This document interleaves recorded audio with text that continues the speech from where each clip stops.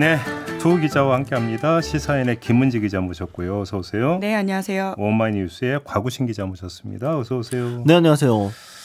자, 오늘은 뭐니 해도 이재명 대표에 대한 영장 실질 심사 이 이야기부터 점검을 해야 되는 거 아니겠습니까? 일단 이재명 대표는 지금 어디서 무엇을 하고 있느냐 이게 궁금한데요.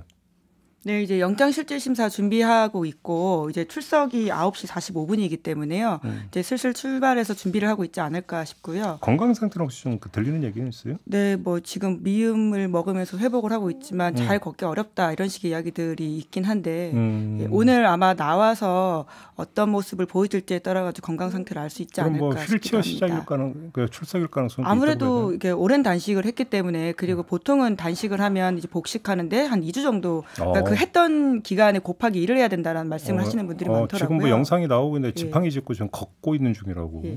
그래요? 예. TV로 지금 이 영상이 나오고 있다 이런 소식이 좀 들리고 있네요. 알겠습니다. 아무튼 이제 뭐 관심사는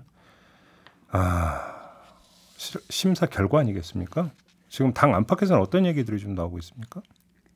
네, 그러니까 결과를 사실 아무도 지금 모르는 상황이거든요. 그러니까 그렇죠. 예, 사실 저는 영장실질심사 판사도 아직까지는 기각인지 발부일지 모르는 상황이다. 그러니까 정말 시계제로다라고 말할 수 있을 것 같은데요. 유창훈 부장판사. 예, 왜냐하면 부장판사도 실제로 이제 내용을 다퉈보고 판단하는 부분이기 때문에 그렇죠. 예, 만약에 뭐 어떤 선거나 원내대표 선거나 당내 선거, 뭐 기타 등등 심지어 세포동의안과 관련돼 있는 부분들은 기자들의 취재가 가능하거든요. 그러니까 뭐 분위기라든지 흐름을 알 수가 있는 것인데 이건 정말 단 한 명의 결정과 판단에 달려있는 문제이기 때문에 쉽게 예측할 수 없다라는 지점들이 아주 큽니다. 만약에 판사가 지금 결정을 했다면 심사를 할 이유가 없는 거죠. 사실 네. 따지고 보면. 그렇기 때문에 지금은 영장 판사조차 모르는 국면이다라고 이해하는 게 가장 정확할 것 같습니다. 그게 정답이겠죠. 네. 사실 국민의힘에서 같은 경우에는 이재명 대표의 구속영장이 제발 부디 인용되기를 바라고 있지만 바라는 건 이제 어쨌든 이건 wishful thinking인 거고 정확히 어떻게 할지 모르는 거잖아요. 국민의힘에서 사실 이번 체포동의안 표결 직전까지도 제가 드렸던 얘기는 최악의 시나리오로 가결이 된 후에 구속영장이 기각되는 시나리오.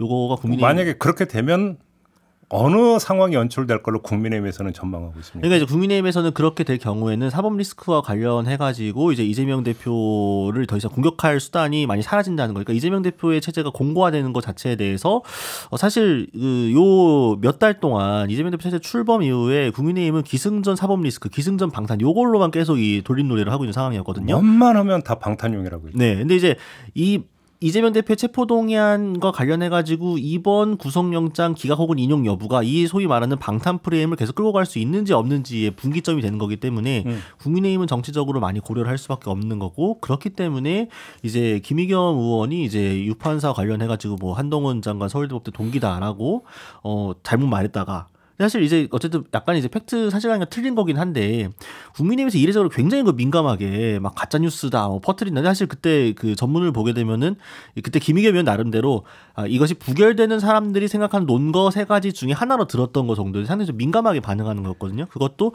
혹시나 이런 이야기들이 이 판사의 판단에 영향을 미치지 않을까라고 국민이 그렇게 염려한 것으로 보는 거죠. 아니 그동안에 뭐 이재명 대표에 대해서 수사를 뭐 어떻게 하고 있네, 소환이 어떻네, 뭐 구속영장 청구는 이런 얘기가 너무 많이 나와서 약간 둔감해진 부분이 있지만 우리나라 헌정사에서 제1야당 대표가 구속되는 경우는 거의 없었어요. 그 엄혹한 군사독재 정권 시절에도. 그렇죠? 그렇기 때문에 지금 이거는 사실 엄청 대형 사건이에요.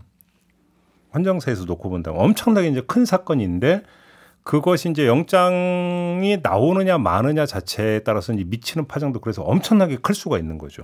이게 우리가 지금 이 사안의 어떤 성격 규모보다 오히려 작게 보고 있는 부분이 약간 있을 수도 있다. 워낙 이제 뭐냐면 익숙해져 가지고 이런 측면도 좀 있는 것 같아요. 그죠? 근데 아무튼 중대 사건인 것만은 분명하다. 이렇게 봐야 될 것 같은데 민주당 분위기는 어떻다고 그래요? 네, 그러니까 우선은 영장 발부 혹은 기각 자체에 따라서 굉장히 크게 상황이 달라지기 때문에요. 오늘은 이제 하루 종일 이제 영장실질심사가 어떻게 이루어지는지만 주목하고 있을 것으로 보이고요. 네. 이제 그에 따라서는 사실 굉장히 큰 방향으로 민주당이 달라질 수밖에 없습니다. 이제 그 체포동의안 가결 이후의 파장으로서는 훨씬 더 큰 이슈가 되기 때문인데, 그러니까 아무래도 이제 체포동의안 그 가결 이슈에 대해서 굉장히 친명계를 중심으로 아주 센 격앙된 반응이 나오지 않았습니까? 이제 그때 나왔던 이야기의 연장으로서 만약에 이제 영장이 기각될 경우에 어떻게 될지를 좀 염두에 두고 볼 수 있는 지점들이 있는데요. 그러니까 특히나 이제 친명계라고 하는 김병기 의원이 그 당일날 올렸던 글들은 굉장히 민주당 내부에서도 많은 주목도를 받았던 글입니다. 어떤 글이었는데요? 이제 굉장히 여러모로 톤이 센데요. 첫 문장과 마지막 문장만 제가 읽어드리면 역사는 오늘을 민주당 의원들이 개가 된 날로 기록할 것입니다. 네? 였고요. 예, 그러니까 이제 가결을 던졌던 의원들에 대해서 사실 동물에 비유할 정도로 아주 센 발언이고요. 마지막은 대표님 이제 칼을 뽑으십시오. 라는 말이거든요.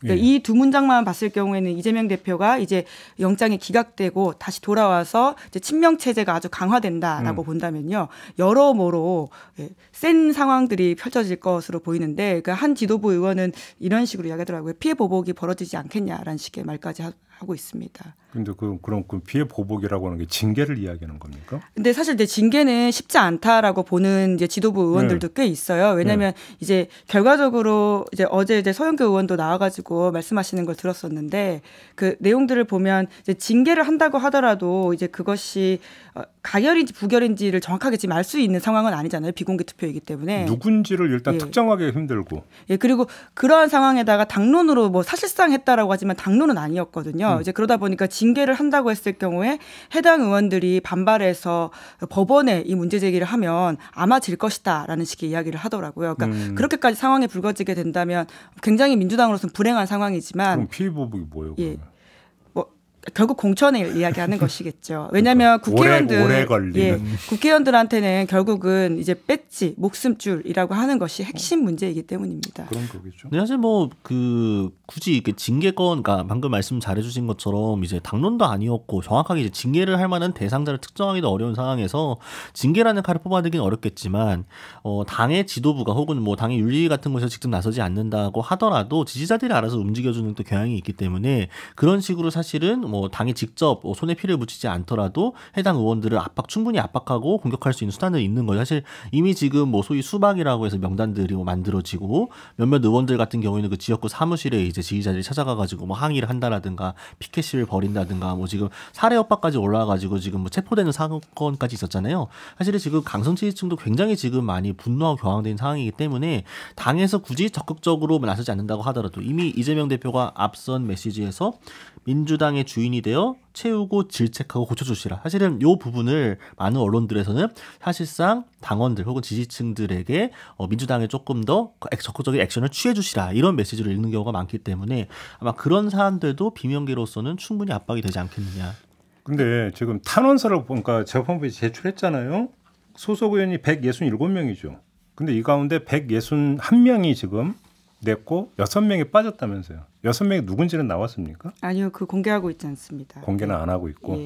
근데 이제 그 어떤 언론들에서 보면은 이제 처음에 이제 체포동의안을 표결했을 때 이제 뭐 찬성이나 뭐 기권이나 이런 식으로 이탈했던 표들에 비해서 많이 줄어들었다, 이제 이 부분에 주목을 해가지고 뭐 그만큼 뭐 이제 지금의 이제 당내 분위기가 작용을 한 것이다, 뭐 이런 해석도 있고, 뭐 실제로 근데 그때 이탈했던 그 표들 중에서도 이재명 대표의 구속영장이 인용되기를 바라고 정말로 한 의원들은 또 얼마나 될 것인가. 실제로 그 찬성에 찍은 의원들 중에서도 기각되지 않을까라는 이제 기대와 생각을 갖고 있던 의원들이 있었던 것 같고요. 그리고 조선일보 보도가 좀 흥미로웠는데, 조선일보는 이 의원 숫자가 아니라 당직자하고 보좌진 숫자에 좀 집중을 했더라고요.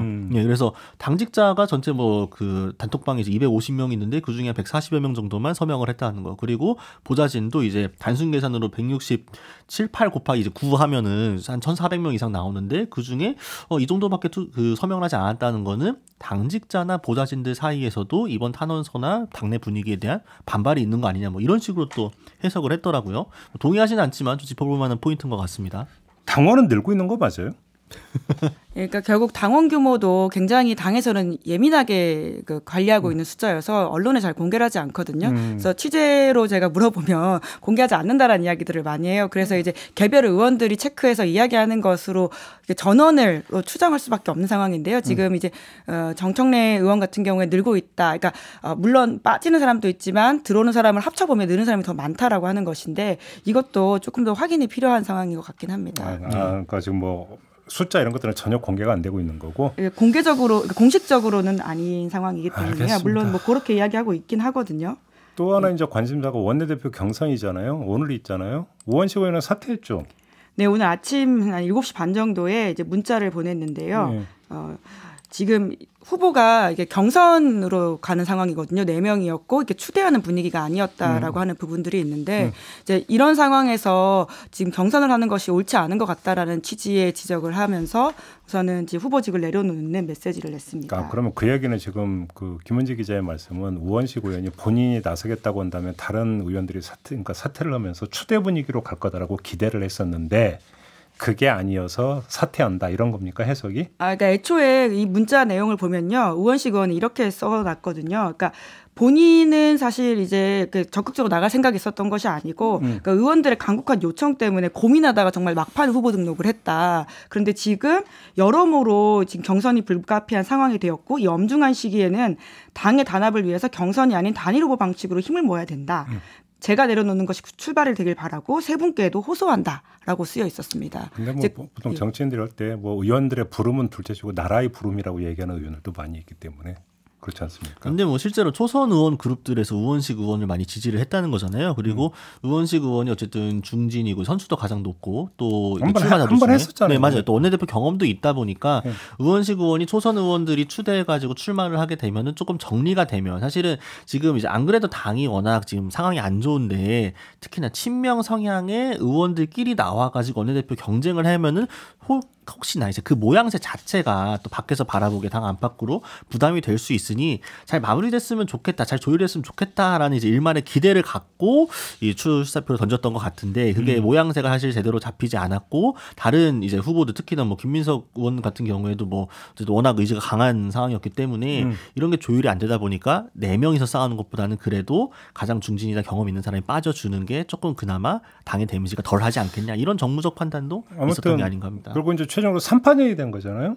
누가 될지는 진짜 모르는 선거가 원내대표 경선이라고 하더라고요. 그렇죠. 게다가 이번에는 원내대표 선거가 사실은 이때 열릴 거라고 아무도 상상을 못했었고 여러모로 불확실성이 커졌기 때문에 이른바 이제 그 출마자들이 맨투맨으로 해서 선거운동할 뭐 시간적 여유도 거의 없었던 거죠. 그렇죠. 예. 오늘 오후 2시인데 사실 상황이 이렇게 불거져서 제대로 선거가 치러질 수 있을지에 대한 의문을 표하는 사람들도 있더라고요. 그러니까요. 예, 그러니까 열린 결말이라고 봐야 될 것 같은데 여튼 지금 나온 의원들이 다 하나같이 이제 친명이다라고 언론에서는 분류를 하긴 하는데요.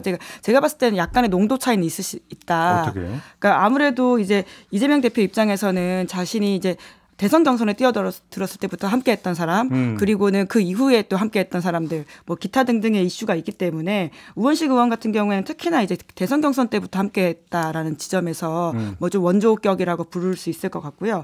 사실 이제 홍익표 의원 같은 경우에 이낙연 캠프에서 정책총괄 본부장을 했었습니다. 하지만 지난 그 원내대표 선거에서는 또 친명계 지지를 받고 선거에 뛰었다 이런 평가들이 있거든요. 그리고 김민석 의원 같은 경우에도 정세균 캠프에 있었어요.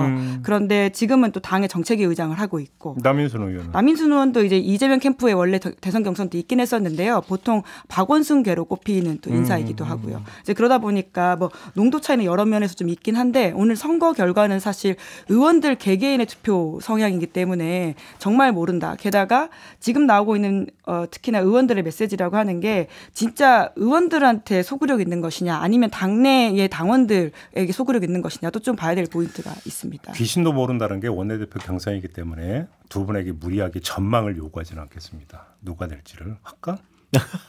저는 재출입처 원내대표 선거도 제대로 맞춘 적이 없기 때문에 그러니까요. 이거는 좀 하지 않도록 하겠습니다. 아무튼 그럼에도 불구하고 만에 하나라도 이재명 대표가 구속이 된다면 원내대표의 역할은 커질 수밖에 없다. 이건 현실이라고 봐야 되는 거 아니겠습니까? 비대위원장 역할을 사실상 하는 것이죠. 그렇죠. 그러니까 여기서 이제 점검 포인트가 이거죠. 물론 지금 가정을 지금 해놓고 이야기하는 것 자체가 좀 모아서 짧게 갔으면 좋겠는데 만에 하나라도 구속이 되더라도 당권을 내려놓지 않고 더 나아가서 옥중 공천까지 할 거다. 이런 얘기가 나오는데 그런다 하더라도 현실적으로 한계가 있지 않느냐. 그러니까 지적도 지금 함께 나오는 거 아니겠습니까? 그렇기 때문에 원내대표 역할이 크다. 이건 별로 이견이 없는 거 아닙니까? 네, 그렇죠. 이제 특히나 이제 옥중공천이라고 하는 것이 여러모로 물리적으로 쉽지 않은 상황들이 있다 보니까 결국 여론 추이에 따라갈 것이다라는 이야기들을 하는 의원들이 꽤 있습니다. 그러니까 물론 이재명 대표 의지는 있어 보이거든요. 이제 이런 이야기는 사실 이번에 처음 나온 게 아니라 지난 1차 체포 동의안 부결됐을 때도 언론을 통해 가지고는 이재명 대표가 본인이 절대 사퇴하지 않을 것이고 옥중공천도 불사하겠다라는 식의 이야기를 했다라고 보도가 나오자 이제 그 당시에는 당 대변인이 좀 사실관계가 좀 다르다라는 식의 이야기를 한 바가 있는데요. 계속해서 그런 전망들은 잦아들지 않았었는데 지금 상황에서 특히나 이제 유시민 작가의 SNS에다가 이제 이재명 대표가 좋아요를 눌렀다라는 보도가 나와 있지 않습니까? 뭐 뒤늦게 또 취소했다 이런 보도가 있긴 하던데요. 이제 뭐 결과적으로 이런 상황들을 종합적으로 봤을 경우 이재명 대표의 어떤 의지는 있어 보인다라는 것이죠. 그러니까 어쨌든 뭐 페이스북에 뭐 좋아요 누를 수도 있고 취소할 수도 있죠. 그게 또 보도가 되는 것도 좀 의아하긴 합니다만 어쨌든 그것과 별개로 이재명 대표 측에서 옥중 공천, 옥중 결재 아무튼 혹시나 뭐 저는 기각이 될 거라 생각합니다만 인용이 된다고 하더라도 당의 어떤 그립은 놓지 않겠다라는 의지는 이미 여러 차례 확인이 된 바 있거든요. 뭐 추석 메시지도 그랬고 체포동의안 가결 후에 이제 그 메시지에서도 그랬고요. 다만 이제 현실론에 대해서 계속 이제 뭐 아까 잘 지적해 주셨지만 옥중에서 무언가를 한다고 한다면 일단 그 하명을 잘 수행할 수 있는 지도부가 구성이 충분히 되어 있어야 되고요. 원내든 당 지도부든 또 그 지도부가 내년 총선까지 흔들리면 안 된다는 또 전제가 있어요. 그 사이에 사실은 이 워낙 한국 정치가 다이나믹하기 때문에 또 어떤 이슈가 어떻게 나올지가 모르고 이재명 대표 본인과 민주당 지지율이 모두 상당 수준 이상으로 뒷받침이 그때까지 되어줘야만 가능한 상황이거든요. 근데 혹시라도 어떤 이슈나 조건들이 좀 잘 안 맞아서 하나라도 안 맞아서 여기 기우뚱하게 되면은 당장 의원들은 내가 출마해서 당선될 수 있을까가 가장 우선적인 순위로 고민하는 거기 때문에 얼마든지 돌아설 수 있다. 반란편 나올 수 있다. 사실 뭐 정치가 내가 아무리 뭐 처음에 어느 개판이 어느 사람을 지켜야 되느냐라고 한다 하더라도 이해관계에 따라서 바로 입장이 바뀌는 게 또 정치 아니겠습니까? 아니 그 예가 박광훈 원내대표가 당선된 게 그 예라고 봐야 되는 거 아니겠습니까? 네, 그죠? 게다가 이제 지난주에 한국갤럽 금요일에 나왔던 이제 이재명 대표 관련된 여론조사가 있거든요. 뭐 자세한 여론조사 내용은 중앙선거관리위원회 홈페이지에서 보시면 될 텐데 그때 이제 이게 시기적으로 굉장히 예민한 때 나온 숫자이다 보니까 많은 분들이 주목을 좀 했었는데 정당한 수사 절차다가 46%, 이제 부당하다, 정치 탄압이다라는 게 37%였는데 관망하고 있는 게 17%라고 하는 것이죠. 이제 그렇기 때문에 그쪽이 어떤 식으로 갈지가 굉장히 또 중요하다라고 그 봅니다. 관망하는 사람들한테 그러니까 1차로 결정적 영향을 미칠 게 아마 영장 실질심사 결과일 거예요. 그게. 그래서 이제 또 중요하다는 이야기가 되겠죠. 알겠습니다. 나머지 부분은 모든 걸 가정 상황을 이제 전제해 놓고 이야기를 해야 되니까 오늘은 좀 절제를 하는 걸로 하고요. 중간 상황 점검 정도로 하고 다음 주제로 좀 넘어갔으면 좋겠는데 근데 아무튼 이 건 지금까지 저희가 이야기했던 이 건 때문에 지금 완전히 묻혀버린 게 인사청문회 아닙니까? 하긴 하는 거죠. 여당은 신났죠 지금. 예, 당장 내일 이제 인사청문회가 있습니다. 예정되어 있고요. 신원식 국방부 장관 후보자. 예. 그다음에 유인촌 후보자는 5일이고. 예. 김행 후보자는 아직 날짜를 아직도 못 잡았나요? 네, 못 잡았죠 지금. 왜냐하면 지금 가장 이제 쟁점에 들어가 있는 후보자가 사실 셋 다 어떤 면에서는 여러 이제 자격 논란이 있을 수밖에 없는 상황인데요. 네. 지금 상황상 김행 후보자한테 굉장히 집중되어 있거든요. 그럼 신원식 후보자가 오늘입니까? 아니요, 내일. 내일입니까? 예. 네, 신원식 후보자 내일. 완전히 묻히겠는데요? 예, 추석 사실 애초에 날짜를 잡을 때부터 민주당에서 이게 좀 의지가 있었냐라는 의문을 또 펼 수밖에 없는 지점들이 있는데요. 추석 전날이다 보니까 물론 청문회를 아주 잘 준비했으면 추석 밥상에 올라가는 중요 이슈가 되겠죠. 전날도 있지만 예. 또 어차피 영장 실질 심사 결과가 내일 하루 종일 핵심 이슈로 다 다뤄질 거 아닙니까? 물론 영장 실질 심사 날짜가 잡히기 전에 이제 청문회 날짜가 잡힌 거긴 예, 합니다. 아무튼 이제, 결과적으로. 예. 응? 그러면 결과적으로 하니까 묻힐 가능성이 대단히 높다고 봐야 되겠네.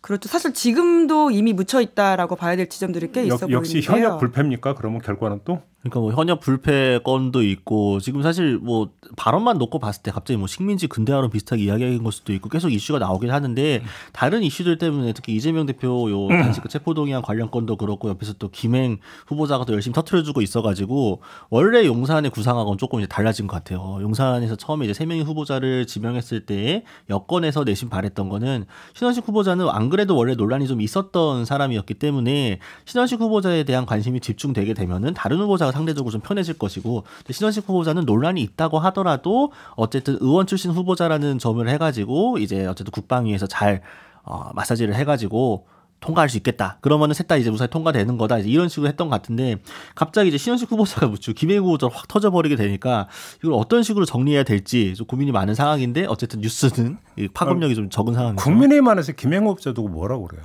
이럴 줄 몰랐다.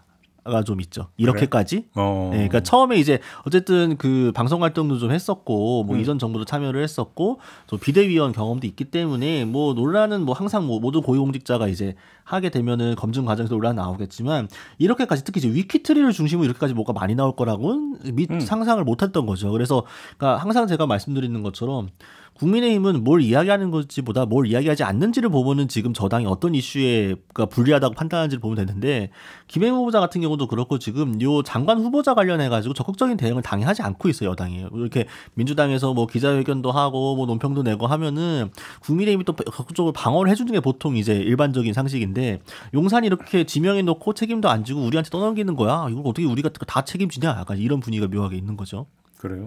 게다가 청문회 날짜를 아직 안 잡고 있기 때문에 이런 식으로 가게 되면 그냥 청문회 안 하고 임명할 수도 있겠다라는 내심의 계산이 있어 보이거든요. 그래요? 이제 그렇게 될 경우에는 사실 굉장히 국민에게도 좋지 않은 선례뿐만 아니라 뭐 야당이 아니라 그러니까 우리가 내각 후보자의 생각을 제대로 공적 자리에 올려서 검증할 수 있는 것들이 없어지기 때문에 아주 부적절한 사례가 될 수도 있는 것이죠.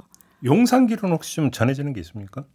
용산이요? 네. 그러니까 용산에서는 그러니까 이게 제가 한 게 주류 의견인지는 잘 모르겠습니다. 주류 의견까지는 아니겠지만 어쨌든 밑에서 나오는 얘기는 김해 후보자가 너무 이렇게 문제가 많다고 하고 사실 여성가족부가 지금 정부에서 그렇게 중요한 부처가 아니기 때문에 너무 논란이 커진다고 하면은 그냥 김행 후보자를 드랍시키고 나머지 후보들을 이렇게 통과시키고 그쪽에 집중을 하고 대신에 김행 후보자에게는 나중에 다른 자리 장관리고가 아니더라도 그런 식으로 좀 조율해 볼 수 있지 않겠느냐 이제 이런 제안이 조심스레 나온 것 같긴 한데 이걸 과연 용산에서 그런 제안이 나왔다고요? 용산 밑에서. 근데 용산 실무자급에서 나온 것 같은데 용산 내 수뇌부에서 이 제안을 받아들일지 사실 여의도는 굉장히 좀 부담스러워하고 있는 상황이거든요. 아니 그러면 지금 청문회 일정을 못 잡는 이유가 민주당 때문입니까? 국힘 때문입니까? 국힘은 민주당 때문이라고 하죠. 이게 지금 서로 합의가 안 되어 있는 상황이고요. 네. 사실 이제 그러다 보니까 민주당도 지금 원내 지도부가 지금 갑작스럽게 진공 상태여서 그렇네요. 여러 가지 상황이 좀 복합적으로 작용한 것으로 올스톱 보입니다. 상태라고 봐야 예. 되죠. 예, 그런 것 때문이라고 봐야 되고. 근데 또 이제 어쨌든 추석 지나고 나면 이제 국정감사 기간이고 국감 기간 중에 또 여성가족위원회 같은 경우에는 그러니까 상임위원회를 다 겸임하는 의원들이거든요. 그러니까 맞아요. 이 상임위만 따로 하고 있는 건 아니기 때문에 날짜를 잡기가 다른 상임위보다 훨씬 더 어려운 상황입니다. 그러다 보니까 여과위는 정말로 날짜가 유야무야하다가 정말 청문회 없이 후보자가 임명되는 그런 사상 초유의 사태가 또 나올 수도 있지 않을까요? 그런 우려가 또 나오고 있죠. 그거는 좀 있어서는 안 되는 상황이죠. 국회가 자기 역할을 방기하는 것이기 때문에 그런 일까지 가서는 안 된다고 생각하고요. 특히나 지금 김행 후보자의 주식 파킹 의혹 관련해서는 국민의힘 내부 그러니까 김웅 의원 같은 분도 이거 수사 대상이다라는 식의 이야기까지 하고 있잖아요. 한마디로 얘기하면 주식 백지 신탁제라고 하는 걸 무력화시키는. 그렇죠. 뭐 꼼수라고 할 수도 있고요. 예, 사실상 그 이상이지 않을까라는 것인데 지금 처음에는 이제 꼼수 정도의 비판이었었는데 지금 나오는 여러 가지 상황들을 보면 그 이상이지 않을까. 뭐 배임에 대한 의혹도 지금 나오고 있고요. 뿐만 아니라 지금 특히 이제 그리고 언론사 기자들한테는 위키트리 관련된 활동들이 굉장히 또 그렇게 좋은 평가를 받고 있지 못한 게 사실이거든요. 그러니까 기자들을 향해서 이제 가짜 뉴스를 제조한다라는 식의 비판을 계속하고 있는데 사실 이제 위키트리라고 하는 매체가 여러모로 그런 지점에서 비판을 받았던 곳인데 거기서 역할을 했던 김행 후보자가 이렇게 꾸짖는 것이 맞느냐라는 이야기를 하는 기자들도 있더라고요. 위키트리가 사실은 다른 언론의 윤리에 대해서 뭐 언급할 만한 자격이 있는 곳은 아니니까요. 뭐 그 부분에 논외로 하더라도 그러니까 김행 후보자가 위키트리와 관련해가지고 이제 주식이라든가 뭐 이제 지분 관련 논란은 이제 또 별도고 위키트리 소속으로 김행 의원의 이름으로 나왔던 여러 가지 이제 기사들 그 주장들이 상당히 좀 여성 혐오적이고 소수자 차별적인 요소들이 많아가지고 이게 정말 여성가족부 장관으로서 기본적인 자질이 있는 사람이 또 이런 논란으로 또 번지고 있는 상황이거든요. 약간 투트랙인 상황이니까. 제 이제 고질병인 분분 망각 증세를 한 번만 발동을 하면 저는 또 궁금했대요. 위키트리 회사 가치가 그렇게 높아요? 높다는 게 어떤 의미시죠? 아니 그러니까 주식 이제 가치를 이제 계산했잖아요. 그래서 뭐 100억대다 재산이. 근데 재산의 상당 부분 위키트리 주식이고 그 얘기는 회사 가치에 지금 연동이 돼 있다는 거잖아요. 근데 위키트리라는 회사의 가치가 그렇게 높은 거냐고. 저도 시장가가. 처음 많이 알게 되었습니다. 그러니까 그 계산법이 뭐예요? 저는 그걸 몰라갖고. 근데 뭐 저도 지금 상장이 된 건 아니잖아요. 그렇죠. 예. 그러니까 정확한 개선법 뭐 이거는 뭐 알 수 없습니다. 근데 어쨌든 위키트리라는 회사 자체의 가치는 사실은 출범 이후로 위키트리가 정말로 이제 그 굉장히 선정적이고 자극적인 편집과 이제 제목 기술들을 발휘해가지고 사실은 수많은 이제 인터넷 매체들의 전범처럼 되어버린 거죠. 위키트리처럼 하면은 조회수를 빨아먹을 수 있다. 이런 식이 되면서 확 이제 순식간에 몸집을 SNS 시대에 맞춰서 불려온 게 있기 때문에 아마 그런 뭐 페이지 뷰는 당연히 광고 단가가 연결되어 있는 부분이 있다 보니까. 그래서 매출 이런 거를 기준으로 해서 그렇게 그 계산하는 법이 있나요? 아니 이거 진짜 몰라서 여쭤보는 거예요, 두 분에게. 김영 후보자를 빨리 청문회에 올려서 물어봐야 될 것 같습니다. 그러니까 우리 그 김은지 기자가 뭔가 하면 시사인에 지금 회사가 만약에 매각했는데 얼마쯤 팔릴까? 매각 때문에 안 되죠. 아니 예를 들어서 아니 회사 가치 계산법이 있을 거 아니에요. 그래서 좀 궁금해서 여쭤보는 그래서 거예요. 보통 그런 회사의 가치든 그런 거 따로 이제 별도로 감정하시는 분들이 와서 판단을 또 해주시잖아요. 네, 이제 네. 비상장 회사 같은 경우는 특히나. 매각이 안 된다는 너무 확신을 갖지 마세요. 아니야, 바람을 말씀드린 겁니다. 예, 그리고 이제 김행 후보자 같은 경우에 오늘 아침에 나온 또 이제 보도를 보니까 뭐 윤건영 의원실발 자료였는데요. 그 임금체불 이슈가 있더라고요. 이제 본인은 굉장히 많은 이제 연봉을 받아갔는데 또 정작 그 현장에서는 임금체불을 했다라는 식의 이야기인데, 그러니까 정말 청문회가 열려가지고 후보자 스스로가 좀 따져서 요 후보자에게 따져 물어보고 답하는 모습들을 좀 듣고 설사 대통령이 임명 강행을 한다고 하더라도 기록에 남겨놔야 될 부분인 것 같은데 네. 좀 그러지 못할 수도 있다라는 전망 때문에 좀 여러모로 안타깝습니다. 알겠습니다. 아무튼 그러니까 이거는 그 공론에 붙여져야 되는 아주 1순위인데 오히려 좀 묻혀버린. 거기다 유인촌 후보자 같은 경우는 아예 보도도 거의 안 되지 않습니까? 응? 그렇죠. 지금 처음이 아니라 그런 겁니까? 그러니까 그런 부분도 분명히 있는 것 같아요. 그러니까 이제 유인촌 후보자 같은 경우 뭐 당연히 문제적 인사인 거는 뭐 두말할 나위가 없는데 상대적인 관심도가 굉장히 적은 거는 일단 문체부 장관이라는 자리 자체가 정무적으로 보았을 때 대단히 뭐 비중 있는 자리랑 보기 어렵다는 점이 하나가 있을 것이고, 유인촌 후보자와 관련된 논란은 사실은 이미 다 예전에 지나갔던 논란들이라는 거죠. 그러니까 모두가 알고 있는 그 찍지마부터 시작을 해가지고 뭐 자전거 타고 가다가 뭐 이제 뭐 막말한 거라든가 이제 여러 이슈들은 사실은 이미 옛날에 다 논란되고 비판받고 지나갔던 거고, 이 사람과 관련해 새롭게 무언가 드러난 게 있느냐라고 했을 때 새롭게 발굴된 뉴스가 없다 보니까 상대적으로 관심도도 적고 뭐 이제 인사청문회에서의 쟁점이라는 것도 조금 더 뭐 첨예하지 않은 그런 좀 악영향이 있게 되는 거죠. 알겠습니다.